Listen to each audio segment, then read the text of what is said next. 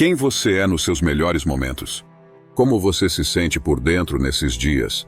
Qual é o seu comportamento? O que você faz? Como você trata as pessoas ao seu redor? Ao explorar a virtude estoica, você vai começar a entender o que realmente significa excelência pessoal para você. Vai perceber que entender e fazer o que realmente importa pode ser difícil.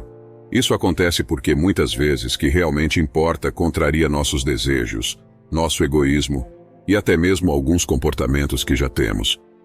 Por isso, neste vídeo, vamos falar sobre como agir como um estoico, colocando em prática as 4 virtudes estoicas no nosso dia a dia.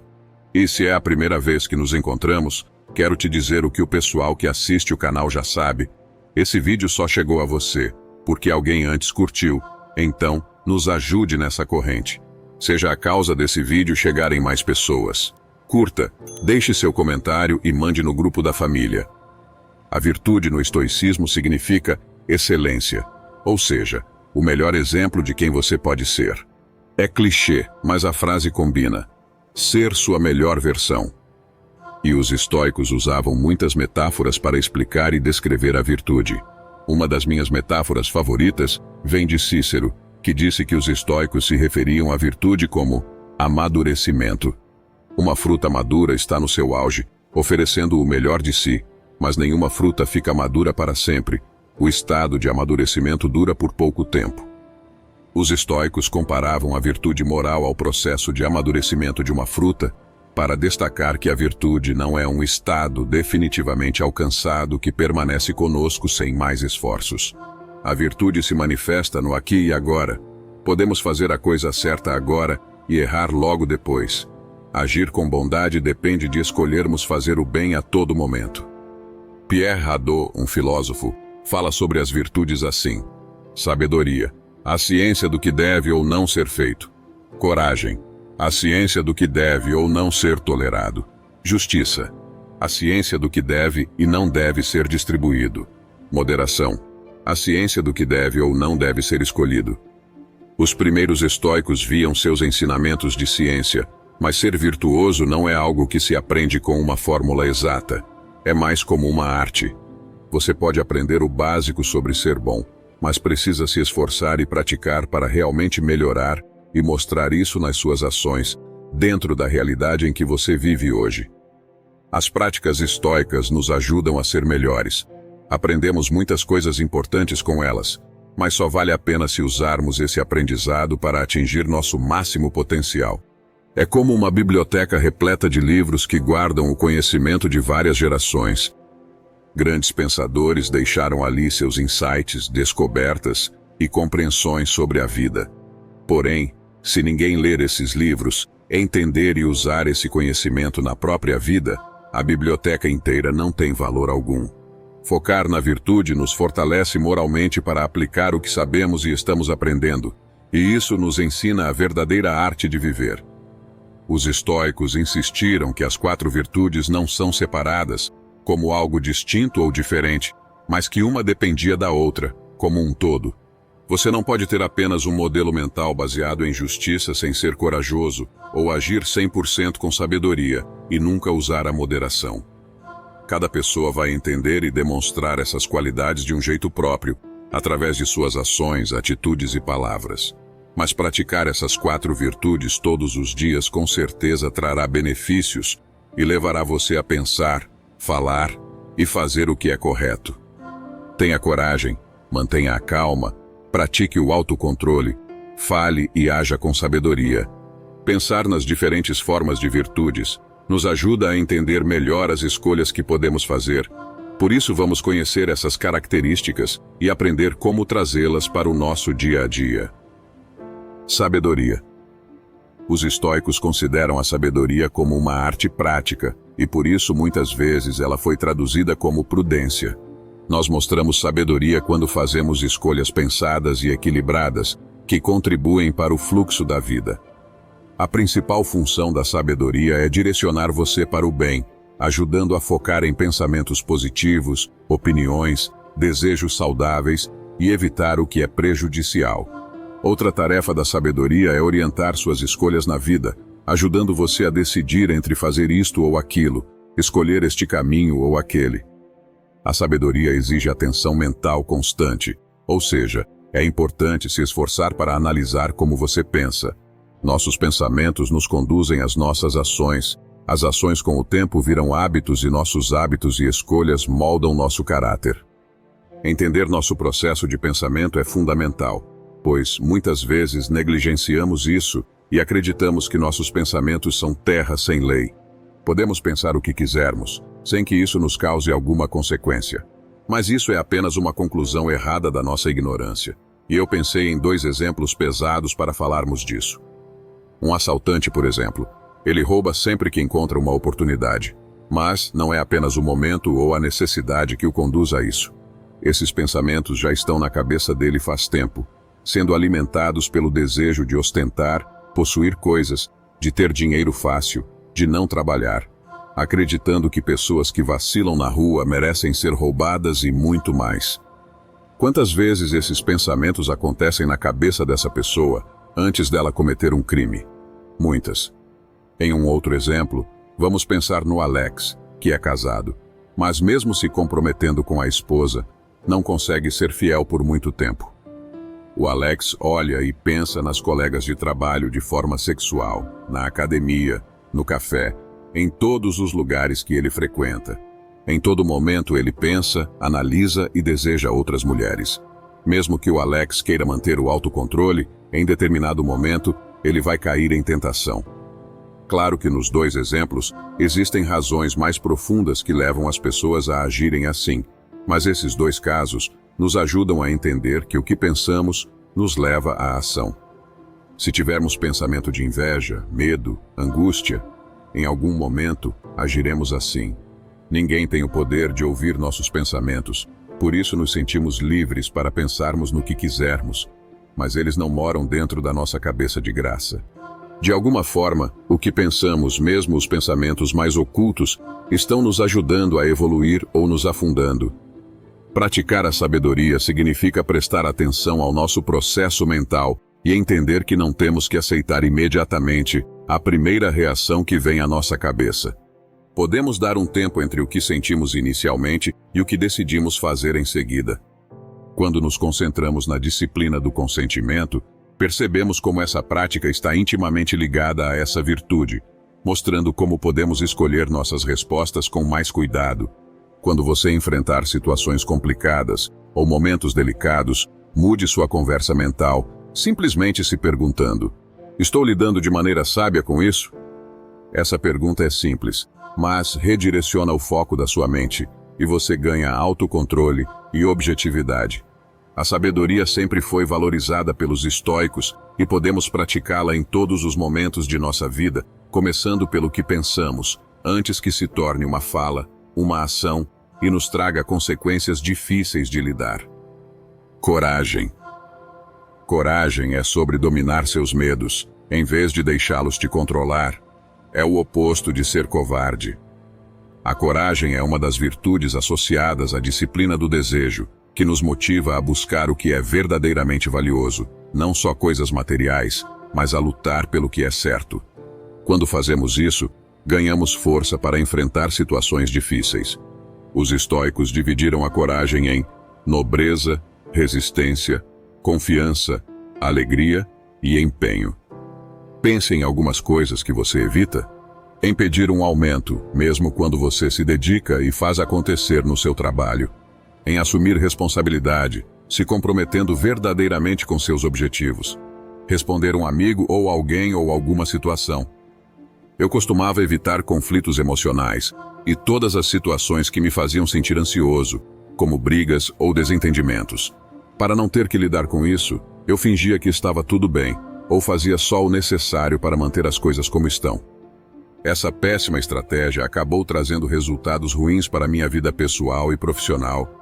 Os problemas foram se acumulando até que, inevitavelmente, a situação se tornou crítica. O estoicismo me fez ver que não posso controlar as reações das outras pessoas. Só sou capaz de controlar como eu penso e ajo. Aprendi que, se eu agir do jeito certo, é mais fácil as pessoas responderem bem.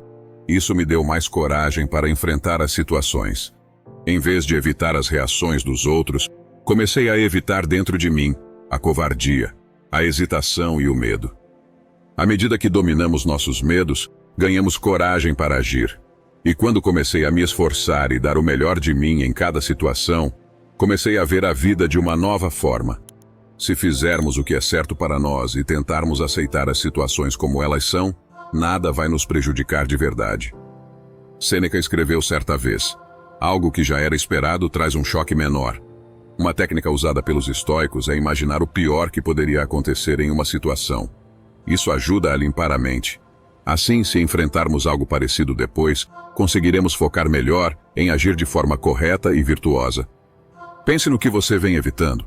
Por que essa situação te deixa preocupado? O que está sob seu controle? O que não está? Qual seria a melhor forma de enfrentar esse desafio? E depois de sobreviver a isso, quem você seria? O quanto de coragem você descobrirá em si mesmo? Justiça. A ideia da justiça no estoicismo é mais ampla do que nossa definição comum de justiça, ou seja, não significa apenas cumprir a lei. Muitas vezes os estoicos chamam justiça de moralidade, porque abrange todas as nossas interações uns com os outros.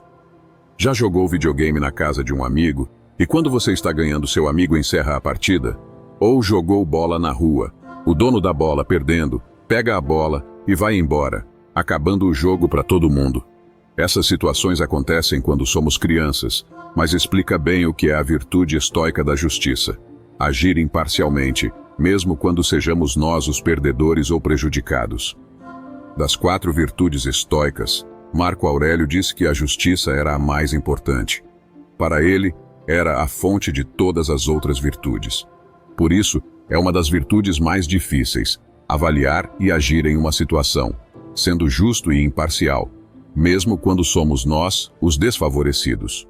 O estoicismo ensina que todas as pessoas são valiosas e destinadas a trabalhar juntas. Crisipo fornece parte dessa ideia na seguinte citação: aquele que está participando de uma corrida deve se esforçar, se empenhar com o máximo de sua capacidade para sair vitorioso, mas é totalmente errado fazer o concorrente tropeçar ou empurrá-lo. Na vida, portanto, não é injusto que alguém busque para si o que possa resultar em seu benefício, mas não é certo tirá-lo de outras pessoas. Neste exemplo e na vida estamos competindo, sempre buscando alcançar nossos objetivos e sonhos. Mas temos que garantir que essa competição seja justa. Devemos nos esforçar ao máximo para sermos promovidos ou ter um cargo melhor, mas sem puxar o tapete de ninguém. Temos direito a ter relacionamentos verdadeiros, mas sem construir nossa felicidade com traições e na infelicidade de outra pessoa. Podemos prosperar financeiramente, mas isso deve acontecer sem que enganemos ou exploremos o trabalho dos outros.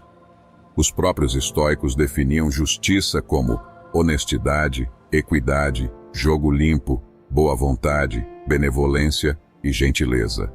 Ser justo com os amigos, com quem simpatizamos e as pessoas que amamos é relativamente fácil, mas com nossos inimigos ou com quem não suportamos ouvir nem a voz é que se torna difícil. É uma máxima estoica que ninguém é voluntariamente mau. Quem nos insulta ou rouba está fazendo isso porque acha que está fazendo algo bom para si mesmo. Epicteto disse que um estoico deve ser paciente, gentil, atencioso e compassivo, até mesmo com quem está desinformado e erra ao lidar com questões importantes.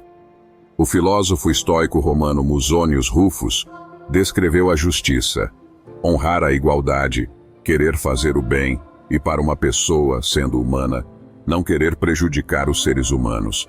Esta é a lição mais honrosa e transforma aqueles que a aprendem em pessoas.